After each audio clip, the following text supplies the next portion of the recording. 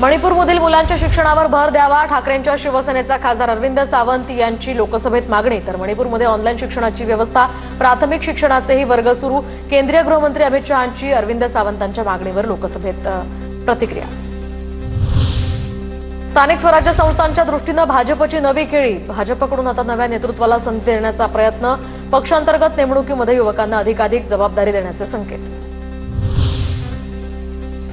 संभाजीनगरमध्ये आदित्य ठाकरेंच्या नेतृत्वात हंडा मोर्चा निघणार. शहरातील पाणी पुरवठा विस्कळीत होत असल्यामुळे हंडा मोर्चा निघणार असल्याची माहिती. आंदोलनाची तारीख जाहीर नाही, मात्र आंदोलनाची तयारी सुरू. अमेरिकेकडून जशास तसे आयात शुल्क लागू करण्याची घोषणा. भारतावर 26% आयात शुल्क लादले तर चीनवर 34%. यासह जगावर आता यामुळे चिंतेचं सावट.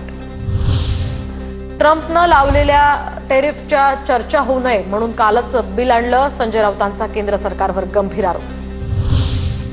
पंतप्रधान नरेंद्र मोदी आणि योगी आदित्यनाथ यांना धमकी देणाऱ्याला 2 वर्षांची शिक्षा. किला कोर्टाकडून आरोपी कामरान खानला 2 वर्षांची शिक्षा. पंतप्रधान मोदी आणि योगी आदित्यनाथ यांना 2023 मध्ये त्यांना दिली होती धमकी.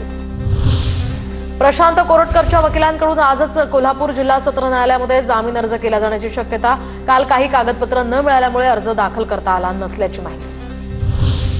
दिशाच्या मृत्यूनंतर सतीश सालियान यांनी मुंबई पोलिसांना दिलेला जबाब समोर. तर आता सतीश सालियान यांच्या संपर्कात असलेल्या महिलेबद्दल दिशाला गैरसमज झाले असल्याचं समोर.